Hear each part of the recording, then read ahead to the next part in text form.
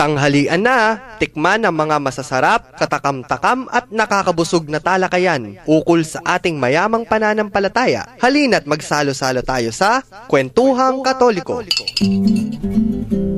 Magandang tanghali po sa ating mga ginigiliw na tagapakinig ngayong araw ng Huwebes. Naku, Huwebes na. More than half the week is done. Ako po si Karen, sa ngalan ng Commission on Catechesis ng Archdiocese of San Fernando para po sa Kwentuhang Katoliko dito sa 91.9 Bright FM. Magandang tanghali po. Ito po si Shirley. Welcome po. At ito naman po uli si Among Jean, inyong kakwentuhan sa araw na ito. Naku, ang ating kwentuhan ay Among and Tita Shirley. Naalala po ninyo yung kwento ko na sinabihan ako ng isang kaibigan kong pare na pag sinimulan mo yung liturgy, trap yan. Oo. Walang katapusan yan. Hindi ka makalabas. Hindi ka na makakalabas kasi sa history pa lang daw. Hindi na tayo, parang kalahating taon, hindi tayo matatapos. Sa seminaryo lang yata, sa theology, yung liturgy namin from literature 1 to 4 So, 4 years yun. 4 years. Ganda naman naman dito. Magiging lola na si Tita Shirley. Nandito pa rin tayo. Right. Pero, napakahalaga pong pinag-uusapan. Actually, may mga kabataan na nag-comment na, mga teenagers. Ganun daw pala yung ibig sabihin ng vestments na ganito. Akala lang nila style. No? Right. So, yung stola daw pala, may ibig, yung yoke, diba? Yung pinag-uusapan natin dati. Si Michelle, sabi niya, yung pallium. Alam ko na ngayon kung ano. Speaking of, kagagaling ko lang sa museum kasi mayroon tayong guests kanina ng 9 a.m. Nagbisita sa atin ng mga 42 students of history, pero dinala sila doon ng kanilang professor to see daw ang museum dahil it's part of history. So tinur ko sila and then pinakita ko yung section ng mga old liturgical vestments. Now, some of these young boys, mga second year college lang sila ng accountancy. So, nakita nila yung old vestments. And some of these young boys are altar servers. No? Nakita nila ngayon yung mga Gothic na mga pre-Vatican, sabihin natin, pre-Vatican vestments. Elaborate. Nakasabit iba doon yung style, iba yung tabas. Yes, yung dalmatic. Sabi nung isa sa akin, Among, nung po bang, yan lang po ba sinusuot ng mga pare? Walang sutana noon? Huh? Sabi ko, di parang sila, parang mga duwende yung duwende maiksi, nakadalaw yung mga tuhod. They didn't know. Tapos sabi nila, ano po ba itong, ba't ganyan ang hugis, no? Yung pala, yung ibig niya sabihin, yung kala niya, surplice po ba ito, yung dalmatic, no? Alam mo, nakikita mo yan, sabi ko, 7 kilos yan. Sabi niya, kasi lahat ng burda niyan is silver thread and gold thread. Metallic. Mabigat nga. Yung mga inuod na tinatawag. Hindi ho ba mainit yan? Tinanong mo pa ako, iinit yan. Patong-patong pa yung suot noon. Yun. O, sa ano pa lang, sa style. Yes. Ano yung tawag po doon? Yung sartorial style pa lang. Ecclesiastical vestments. Naku, pag inisa-isa yan, may history din po pala yan, Among Jean. Yes, yung mga style niya. Oo. Merong mga, depende kasi sa epoch at the time, and then yung kung saan nag-thrive ang isang rite, no? Tayo sanay lang po sa tinatawag na Roman rite, or sometimes they call it as the Latin rite. Hindi pa po natin nakita, no, kung tatalakayin talaga ang liturhiya ng mga kapatid nating mga Christians din na nauna pa sa ating Roman rite, no? Yung mga tinatawag na Antiochian Rite, Byzantinian Rite. Yan po yung mga bandang Middle East? Yes, yung mga Gothic Rite, yung mga Mozarabic Rite, no? Syro Malabar. Ay, ang dami po niyan.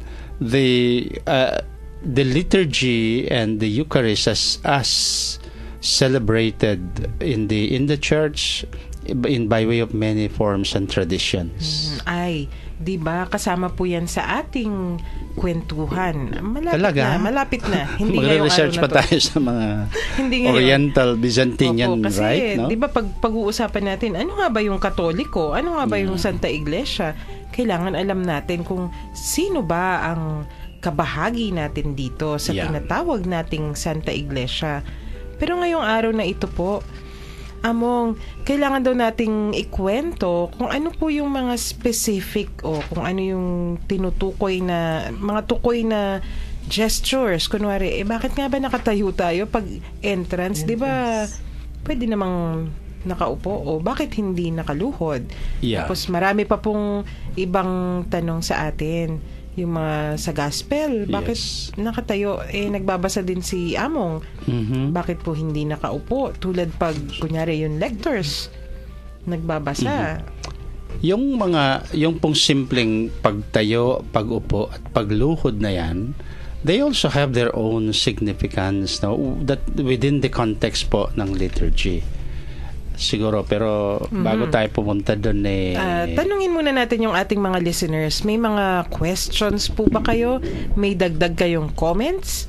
Bago po tayo magpatuloy sa ating kwentuhan para mas masaya, text lang po ninyo sa mga numbers na to. Sa Smart 0918-351-8282, 0918-351-8282 at sa Globe 0917-363-3738. Maaari din po ninyong i-post sa ating Facebook page yung inyong mga tanong o mga kwento. Habang ginagawa po natin yan, habang nagte-text kayo, tayo muna'y makinig sa isang magandang tugtugin.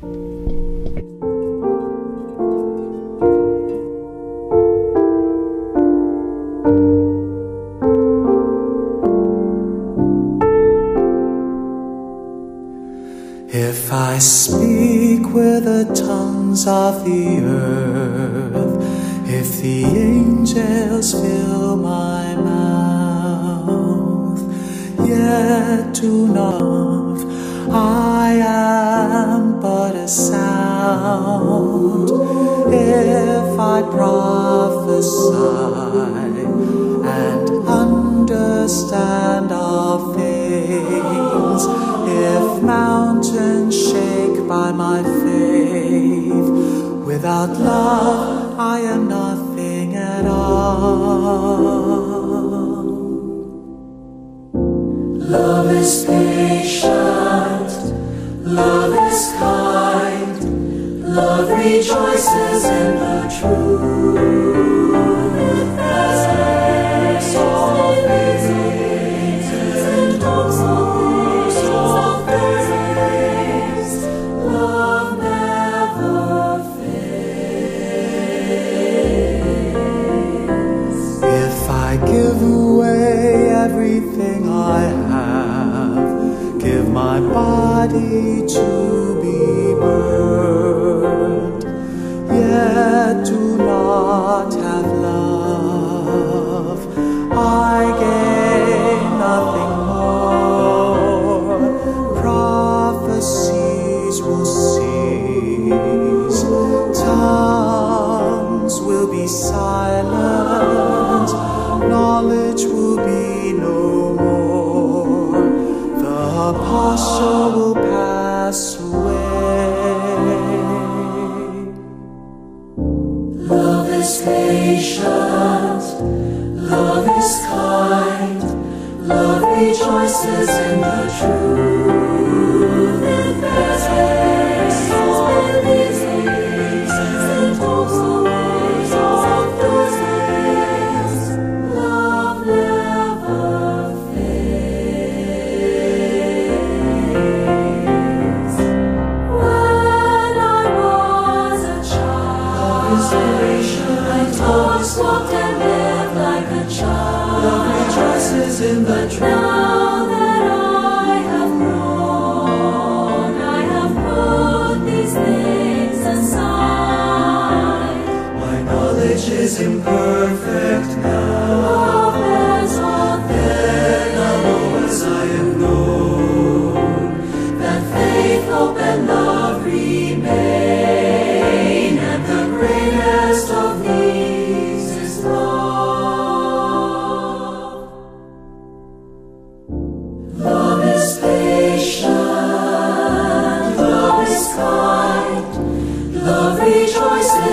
the truth that bears all things, it makes all things, it hopes all things, it bears all things, love never fails.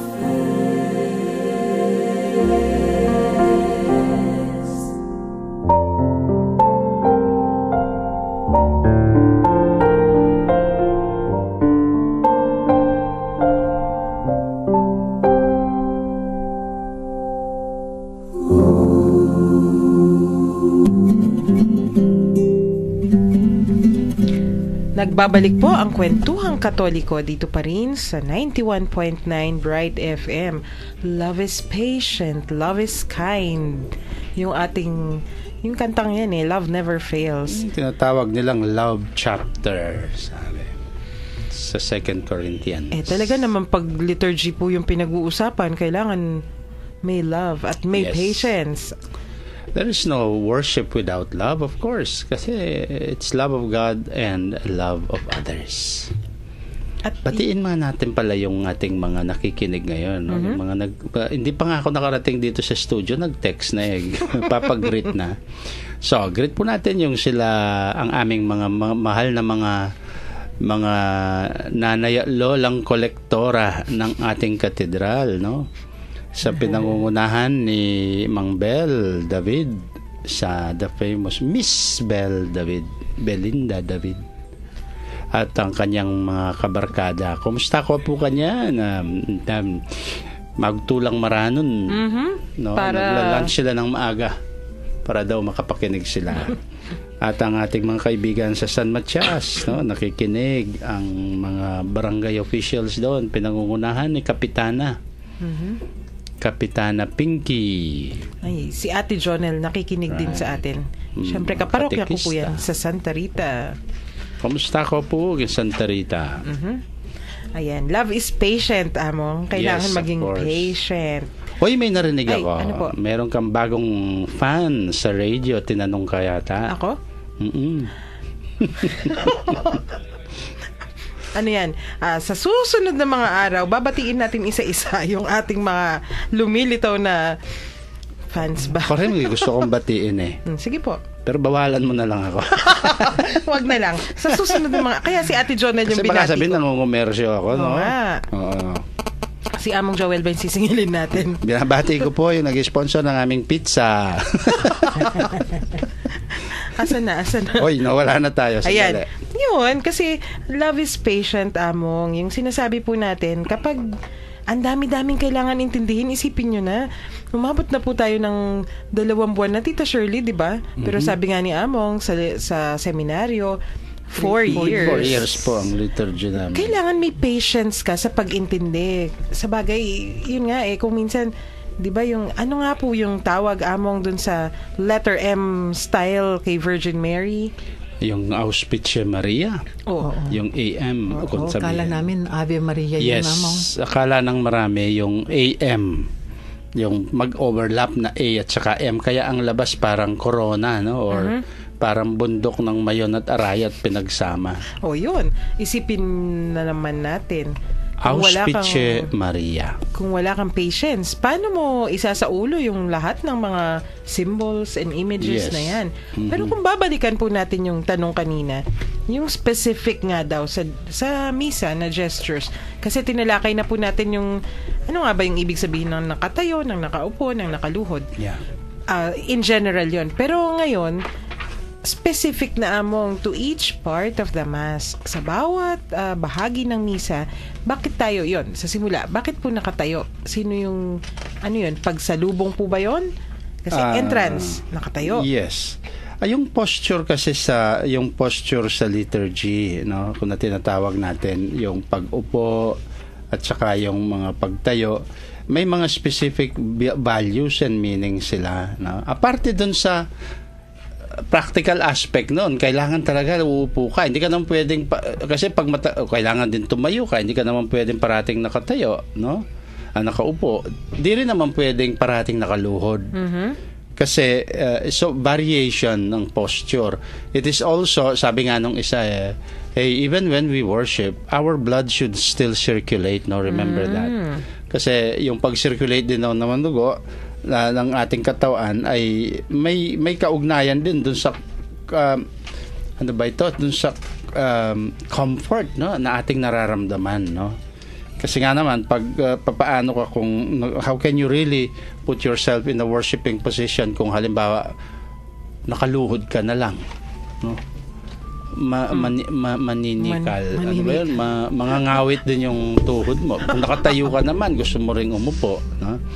So, may moment po na nakatayo, may moment na uupo, may moment na luluhod, then may moment na tatayo ulit. Doon lang naman umiikot siya. Ngayon, ang pagtayo, historically, ang pagtayo po kasi, this is the normal attitude of prayer among pagans and the Jews, no?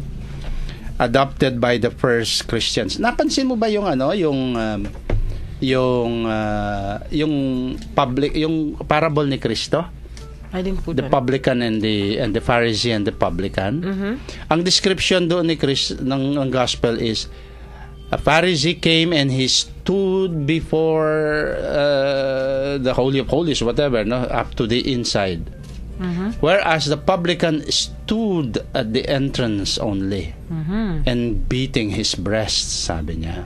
Kasi po sa lumang tipan, ang pagsamba ay it is an attitude of prayer sa kanila, ang pagtayo.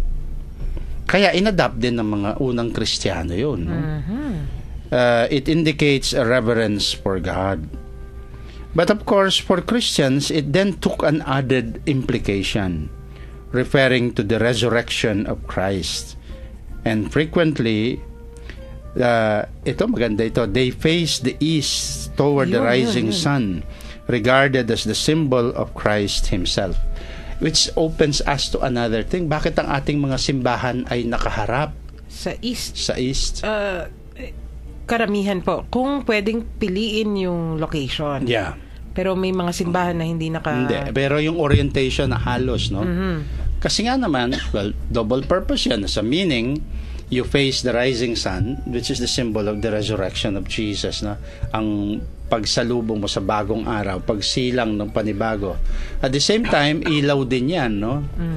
Kaya pag nagwo-worship ka, ang ganda ng yung papasok yung ilaw dun sa may yung may butas ng no? Sa stained glass usually yan, or maliwanag na. Tuwan-tuwa ko din sa katedral kasi sa month of February, saktong-sakto papasok yung liwanag ng dun sa may bintana. Tapat na tapat sa ulo ko. Kaya kumikinanga mo. So po, yung pong standing is sa meaning ngayon sa ating mga Kristiyano, aparte dun sa pagiging alert, which is its natural symbol also, and ready for action, is it reminds us of the resurrection, no? But of course, pag tumayo tayo sa misa, hindi man natin naiisip yun. Akala natin parang pag pumasok si madam sa classroom, good morning children, good morning, tayo, no? But it is not really more of a respect. It's still a posture of prayer, rooted dun sa kapaniniwala natin that standing now becomes the symbol of the resurrection. Yeah. So, pag tumatayo tayo, aparte dun sa, yun ang parating meaning, no? Lalo na pala, kasi, di ba, sabi po natin sa mga awitin, yung praise, yung unang awit So, ang ganda nung pagsasama. Tatayo ka in prayer, reminder of the resurrection, tapos praising God. Maganda nga naman yung panimula. Yeah. Kaya tayo mga new era na tayo, no? New era. Okay, yeah. The new era, the new age, no? Hindi naman yung hindi po pre-Vatican. We are, yes. To mean, we are the New Testament people. No? Okay. So, the new times, no? Ang mga bagong panahon. Kaya tayo yun, no? Kaya we profess our belief in the resurrection. Kaya tayo ka! Soldier! Onward, Christian soldiers. Iba yan, nakatayo. Tama. Uy, naalala ko yung kantang. Yun ang first battle cry ng noon. EDSA. Ginamit sa EDSA yun, ma'am. Tsaka favorite ni Bernadette. Feel May na feel niya bumabati yun. sa iyo, Among, si PJ, kung kilala, hindi lang niya sure kung kilala mo siya. Tsaka si Joshua sa KBS. KBS ba sila? Hindi, si PJ, iba pa. Oho. Baka sa Si Joshua San sa Vicente. KBS. Si Joshua, kilala ko yan. Suki natin yan si Joshua. Suki ako, suki niyan eh. Siyang parating server namin. Joshua, kalma. Kumusta ka dyan? Mag-aaral ka na eh. Kung siya, siyang ating resident server madalas. Ano naman, Si Joshua dedicated. yun. No? Si Ayun, si Vincent PJ. naman yung isa. Si Oo, Vincent. yung PJ. Ayun, Si nakikilala PJ, na ng mga... ewan ko, Baka PJ, sa text mo Kalulot ako kung sino si- ka. No? Well, of course, sino si ka PJ man. sa Kalulot Thank you. siguro. Kalulot sa Boro. Nakikilala ng ating mga listeners, yung mga katauhan ng mga, yung mga servers sa cathedral Yes. niyan. Susunod po, Among, di Pagtayo. pag Gloria, nakatayo pa rin. Nakatayo pa rin, no? Kasi that is the kasi nga, no, it's a posture pa rin ng prayer adopted from the Old Testament. So we praise God. So it is still it's a posture of prayer. Bago po yung Gloria, Yung pag-upo sa reading mo. Yung sitting now, ay pagsunod ng titignan mo sa misa, natatayo tayo tapos lahat nakatayo hanggang sa opening prayer, and then after the opening prayer we sit. Sitting is a position in the exterior, is an exterior mark of dignity for the person seated during the liturgical function over which he presides. Ang unang umuupo talaga ang presider, no? Alam mo, ito yung isang hindi pa napapansin na ang unang umuupo po ang presider, hindi ang congregation. Dito unahan sa pag-upo. Meron nga mga nagsisimba, nasa gospel pa lang ako. Hindi ko pa natatapos yung gospel, umuupo na. baka naman napakahaba po ng gospel. Hindi. Siguro malayo nilakad niya, nangangawit na yung paa. Pero ito po yung tandaan natin, no? Although kaming mga, alam mo, mga parang hindi na rin nila napapansin ito. It is the presider ang unang uupo. Kasi ang presider, being the presider of the liturgy, siya kasi ang siya ang tumatayong may dignity and honor of the teacher sa oras na yon. Being the presider. Leader. Oo. Di ba, sinong umuupong nagtuturo? Ay, yung mga lola. Ay, sino yung mga umuupo? Hindi yung mga nagtuturo, di ba? Opo. Bago dumating yung peripatetic, ano ba yun? Peripatetic. Nagkamali. the walking schools ng mga sila Aristotle. Yung mga sa philosophy. Before that, ang mga teachers sumuupo. Opo. Nakaupo sila and then they teach. When they sit, then that's the time the students, the disciples would sit. Kaya sa misa po actually, pakinggan yan. After the closing prayer, we ask this through Christ our Lord. Amen. Upo kami. Opo. Kung conscious po kayo, pansinin ninyo ang mga celebrants. Although I'm not saying all, halimbawa may celebration, tignan ninyo. Although hindi nga lahat, sabi ko na kasi mga ibang pare, they tend to forget this. Halimbawa, nagpipreside ang obispo. O maski hindi, may main celebrant, kami celebrants.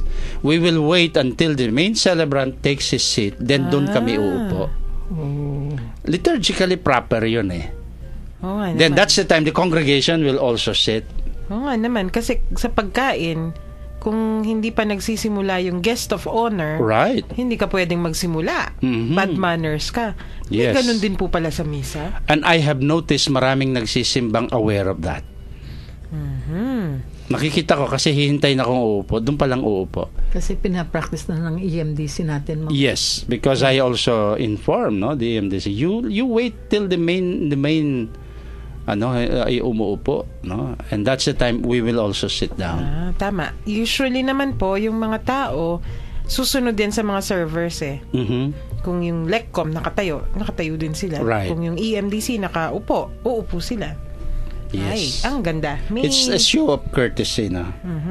And this is also same posture for the congregation. Now, sa pag-upo naman ng congregation, this is same posture also for the congregation. Allows it to be more relaxed. Ayan, during readings, homilies, and chants. Ako nakakapag-relax ako sa reading siguro. Pwede rin sa chant. Pero depende sa homily. Kung kayo po yung nag-homily, relaxed ba kayo, Among? Well, okay, yeah, oo. Kung talagang I'm delivering really a homily, no? Pero kung ako naman na nakikinig, of course, if it is a real homily, then I will be relaxed.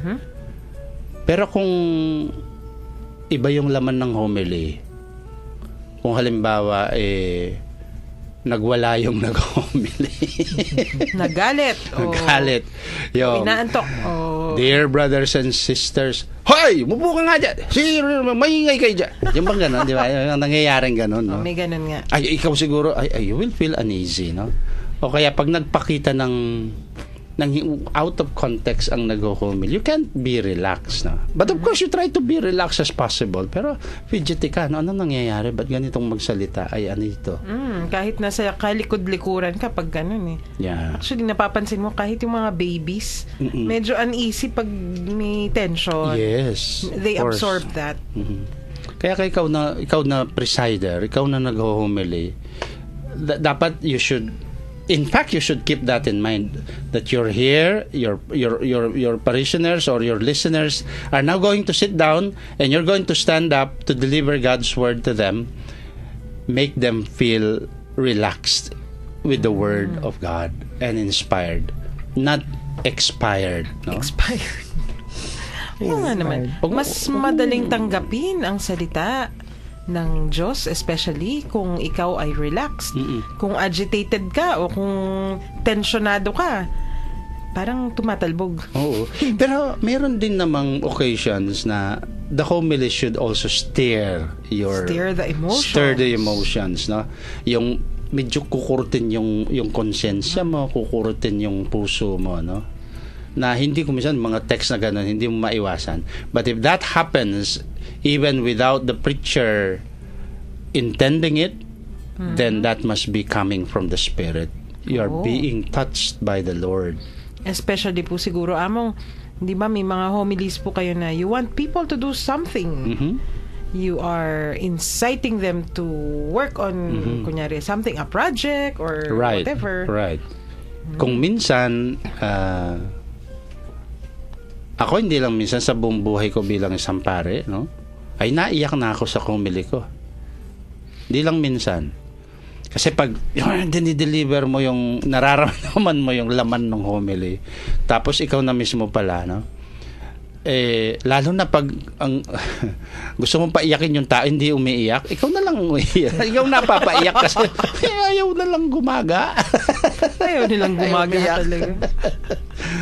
No, but yung kidding aside, no, so yun ang practical aspect, no. And so yung pag-upo po na ayon is also a posture of listening. Yeah, kaya pag mga readings, the proclamation of the word, yung bang I would call it parang it's the time for parang entertainment ng kaunti, no? To be entertained by the word of God. Lalo na pagbabasahin sa iyo si Jeremiah, si Nehemiah. Entertainment din, lalo na kung babasahin mo si Habakkuk, no? At saka si Hosea, yung kayong mga babae ng Bashan, para kayong mga bakang pinatataba. Amusing, no? When you hear the prophets say that. Siguro tatawa-tawa ka doon. No?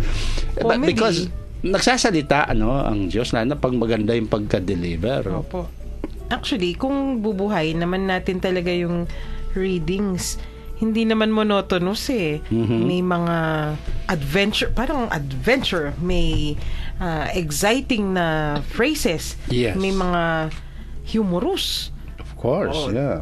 Kaya buhay na buhay. Pero yun nga, Among, sabi nga po ninyo, dapat maganda yung pagkakadeliver. Yeah, no?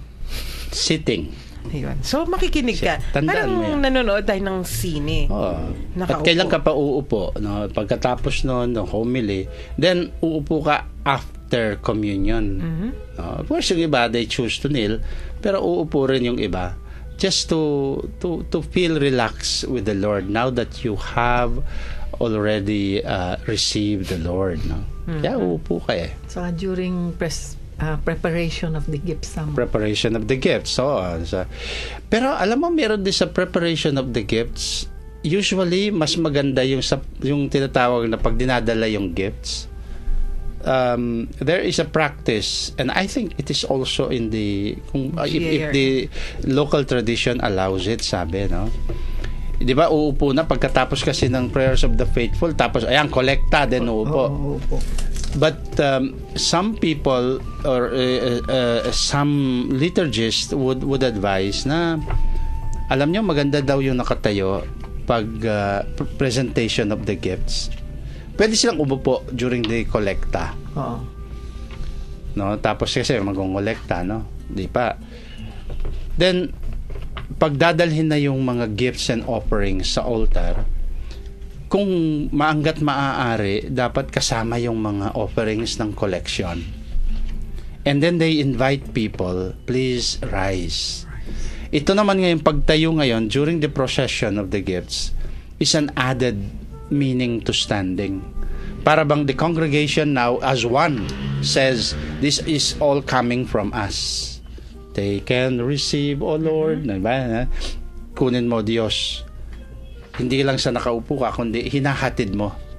Parang, maski stationary ka, nakatayo ka lang, pero sa diwa, sa tingin, no, sa movement mo, parang nakikiisa ka dun sa paghahatid ng mga gifts doon. Kasi nangyayari sa atin ngayon, simultaneous yung pagpe-present ng gifts, tapos may nangongolekta, no? Opo. Ang hirap kasi medyo, ang Pilipinas kasi hanggang doon pa tayo. Wala pa tayo doon sa, kung pwede nga lang, wala na yung collection na yan. Di ba? No, I mean to say, wala doon sa moment na yon, pero advance na. Opo. Kasi yung pagbibigay naman ng ating contribution, hindi naman kailangan may specific time sa France, no, maglakbay tayo uli, no, nung nandun ako sa nung nandun ako sa Saint-Michel, Paris, in Paris. May isang simbahan doon ko nakita yung iba, yung ang approach nila sa liturgy. Usual, no? Pag nabigla na ako nung pagdating na ng collection, umupo ang lahat, no? Tapos tahimik, walang music, wala. Lumakad yung mga collectors. It's so silent, no? Tapos mag-hum yung mga choir yata. Then sometimes they play music. Then nung matapos na, nag-bell ngayon, tang-tang, tayuan lahat. Pati ako napatayo kasi celebrant lang ako. Yung pala, sabay-sabay ngayon tatayo yung mga tao, yung mga lahat ng bread and wine, and then the offerings ng mga paper, mga boxes nila idadalhin sa altar. And I appreciated the gesture kasi parang, eto po yung sa amin, no. Sa isang, I forgot. Then doon sa isang parish naman, walang walang collection. Walang act of collecting on that purpose. Alam mo, pumapasok pa lang yung mga tao. Yun. Dala na nila yung kanilang pledges for the day. Baskets. May basket na sila nilalagay. Opo. May nagbabantay. I forgot saan. Wala man nagbabantay doon. Wala. Hindi katulad sa Pilipinas, babantayan. May may stand. Alam ko, may tables or may stand sa entrance pa lang. Nilalagay na yung mga pera nila o kung ano man yung gustong i-offer. Kung minsan nga goods. may fruits, may fruits may sila. Iba-iba, may candles. Tapos may candies. Pag dating ng offertory, bibit-bitin na lang yun. Yes. Papunta sa harap. Minsan na lang. Ang ganda sana, no, kung magawa mo yun. Pwede yun. With a few preparation, you have to educate people doon, no? Kasi yun na may support din nila. Tapos ihahatid. So, napakagandang practice din noon, no? Santa Rita, ginawa natin yan. Medyo. If you remember. No? Yung uupo muna. Biniro ko pa nga sabi kasi nung iba, bakit umuupo si Among pag-collection? Suot niya yung salamin. At tinitignan ko kung sinong naguhulog at kung sinong hindi, no? Pero totoo lang, maganda kung hindi ka nagmamadali. Kung talagang gusto mong you want the whole diwa, you can do that, you can adjust. At kung hindi sunod dito sa Pilipinas kasi ang daming alam mo, sa katedral lang doon sa 5 PM mass lalo na. Oh boy, may nangyari pa, no? Tinulungan kaming magkolekta. Meaning, May nagdala ng supot ng pansarili doon sa labas nangongolekta. Pero imbes na pumasok sa simbahan, pagkakolekta, sumakay na ng 3-wheeler. oh no. Umuwi na papuntang paharap sa Santa Lucia. Mga episodes talaga ni Among G Sinumbong sa amin Oo nga. Sumasabay kasi puno sa loob. Ang gagawin nila, bago makalabas yung mga collectors, nangongolekta na siya doon sa labas. Oh no, talaga yun. Ay, ako bilib ako doon sa tao yun Ang mga abilidad. Magats. Magats na. Kayo po bang mga listeners namin, may mga kanya-kanyang kwento din? Kahit pati yung mga bloopers, okay din. Pwede din po ninyong ibahagi sa atin. Pakinggan po muna natin ang isang tugtugin habang kayo nagte-text.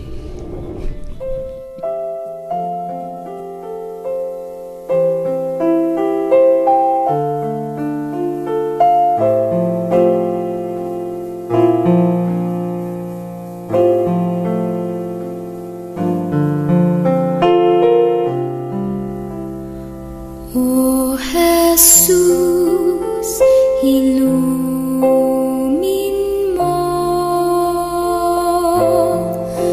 aking sukatang puso ng aking mahango. Kapwa kong kasimbigo,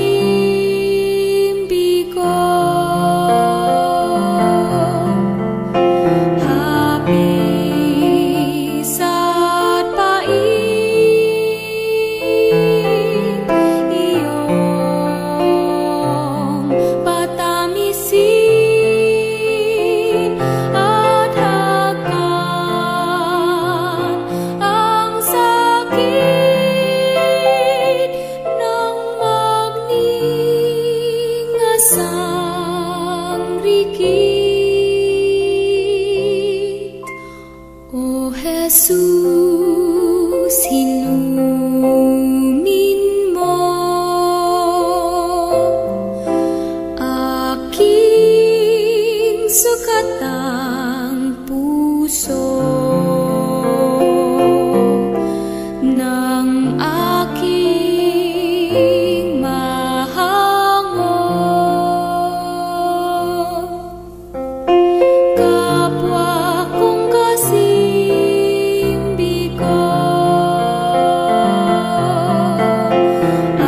aking sugatang diwa at katawan ay gawing daan ng iyong kaligtasan. O Jesus, ilumin mo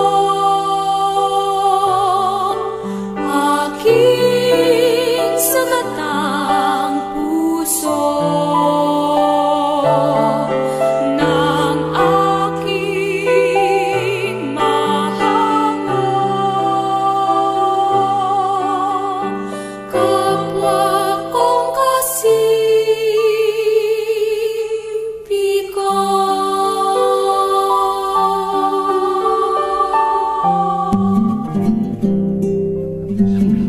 Naku, nagbabalik po ang Kwentuhang Katoliko dito pa rin sa 91.9 Bright FM. Nagtatawanan na po kami dito. Meron po kasing nagpaalala ng isang joke, galing ito kay J.D. Welder, no? Sabi niya, doon daw sa isang parokya, may nag-offer na family sa misa. Di ba practice yung kung sino yung sponsor ng misa, yung family, sila magdadala ng mga offerings, no? Dinistribute na yung alak, binigay kay nanay, yung bread binigay dun sa isang anak, yung 2 kandila dun pa sa 2 anak. Hindi nila napansin na yung tatay hindi nila nabigyan ng dadalhin. So yung napansin ng tatay, wala siyang dadalhin. Ginawa daw, dinala niya yung lamesang pinagpapatungan ng ofertory. Hindi, digso na mo po may tuloy yung misa kay Milyari. Dala-dala daw niya yung lamesa. Thank you, JD. Alam ko, sa'yo nangyari siguro ito. Si JD yung nagbitbit nung... JD yung nagbitbit. Ayoko na lang. Kung minsan naman sa ofertory kasi, may mga nagsisimba, akala nila yung pagpipila na doon magdadala, may sumusunod. May sumasama. Tapos, doon na ma-realize na pag nasa harap na wala nila anong ako naman, nagtitingin ng kaming gano'n kasi nahalata ko wala siyang dala-dala. Napasunod dito, kala niya siguro yung communion na. Naku. Sabi ko sa kanya, balik ka na lang mamaya. Communion. Mga comedy talaga God, mistakes that happen sa mga misa. Among, kanina sabi po ninyo, yung mga offertory na walang kumakalaksing, tahimik. Walang barya. Wala. Hindi, inuhulog nila ng malalim para hindi kumalaksing. Pwede yun. Nakakatuwa naman yung ating kwentuhan. Yung, ano pa rin, Among, sa gestures pa rin po. Paano kunwari yung standing ulit? Balikan natin. Okay, yung pagtayo, dinasabi natin kanina sa tumatayo tayo, bilang pambungad as a form of expressing our belief in the resurrection. It's a stance of prayer. No? It's a posture of prayer pa rin. And then, and then tatayo uli yan, no? Pagdating sa Alleluia and the Gospel. Ayun, Gospel. Ngayon, bakit tayo nakatayo pag sa Gospel reading? Simple, no? Aparte din doon sa pagsaludo natin because ang reading po ng Gospel ay siguradong galing kay Kristo at si Kristo ang pag-uusapan. Kaya para bang pagsalubong natin is etong paniniwala pa din natin sa resurrected Christ. But may ikalawa pa yung pakahulugan. Tayo ngayon, we stand at attention now to receive orders. Like soldiers, no? When they receive all orders, they stand at attention. Para bang parang pwede mong ang gusto mong maging kasagutan doon, ba't ka nakatayo pag narinig mong pagkasabi sa iyo ng salita ni Kristo, ay nakahanda kang gawin immediately ito. Stand at attention, ready to execute the order. No? Oo nga naman. Yes. At the same time, it's acknowledging the presence of Christ in that particular proclamation of the word from the gospel. Kaya ang sagot mo, pag sinabi niyang the gospel of the Lord, anong sagot? Praise to you, O Lord Jesus Christ. Ang address mo ngayon si Kristo. Kasi ikaw ng Panginoon ang nagsalita, and we stood at attention to show that we believe you have risen from the dead, and that you will never die again, and you are now here in our midst. Yun ang meaning nun. Yes. Hindi lang amen, hindi lang thanks be, kanina yung thanks be to God sa reading, no? Sa Diyos mismo ang address. Ito ngayong particularly kay Kristo. Praise to you, O Lord Jesus Christ. Malalim. Fast forward naman po. Yes. Pag-abot pagkatapos ng preparation of the gifts, ano yung ibang gestures?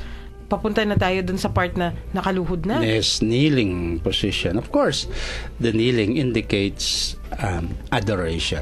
So, saan po tayo magninil? Or the expression of humility before the greatness of God.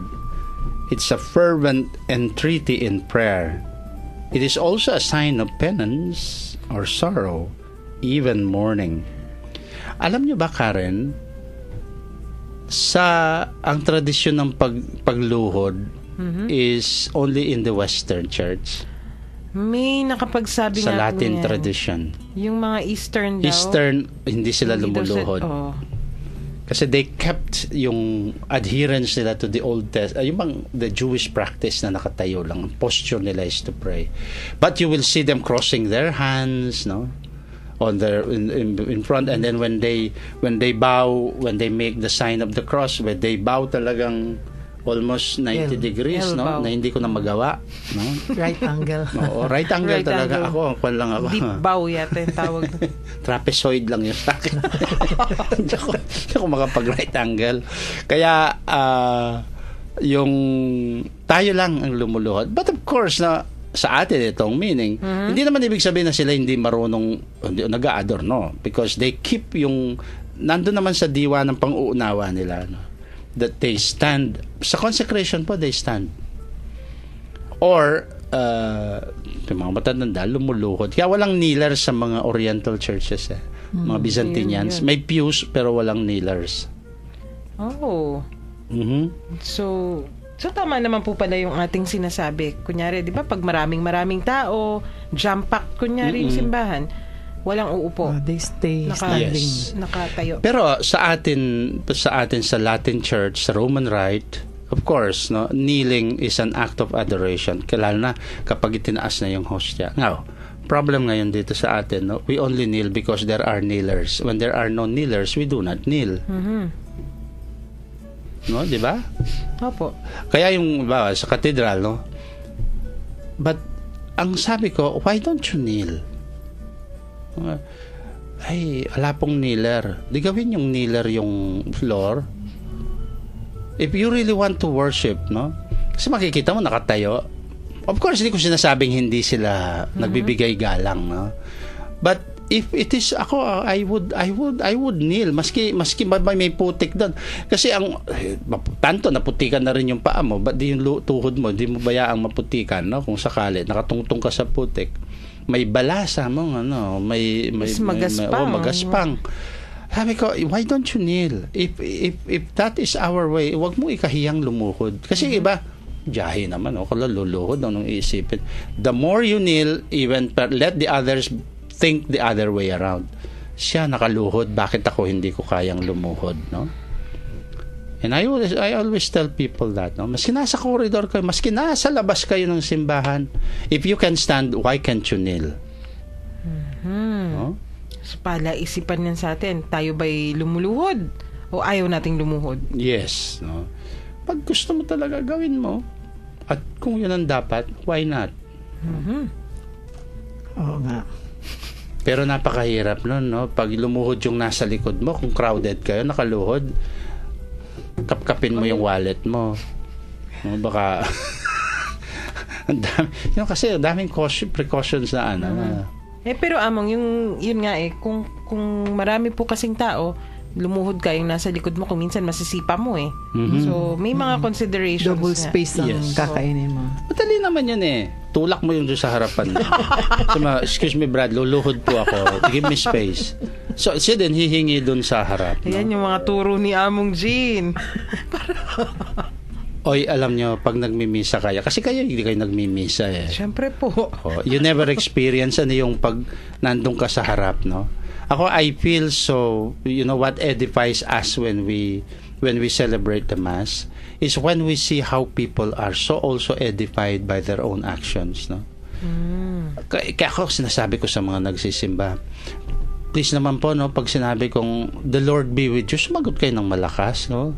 Huwag ko kayong bubulong-bulong o kaya nakatingin sa ceiling. Look at me because I'm trying to look at you, no? And I'm connecting with you. I'm bonding with you at that moment in the name of the Lord. Pag sinabi kong ingino manatili kayo, tapos tinitignan niyo lang ako.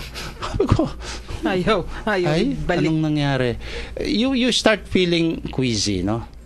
Community at prayer naman. Right. So, because I'm leading you, please, no? Be led by me and inspire me to lead you more. Ganda. Ayan, bitin na naman yung ating kwentuhan. Ay, nga pala. Itutuloy po natin yan bukas. Yung ating mga texters, sa mga hindi pa po nababasa ng mga text messages, huwag po kayong mag-alala. Itutuloy natin yan bukas. Naka-note po. Meron pong pahabol na basahin na natin, baka idemanda ako nung nag-text.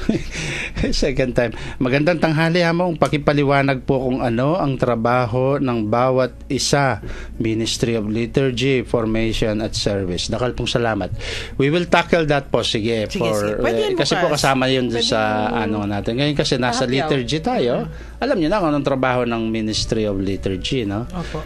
We will talk about that po sa ating darating darating pang mga Pwede namang episodes. konting-konting pahapyaw, parang patikim. Yes, opo. Para lang may idea, kunyari, kung may special mass, ano nga naman yung trabaho ng mga ito. Yes. Pero sa ngayon po, kailangan muna nating tapusin ang episode at tapusin natin ito sa isang dasal.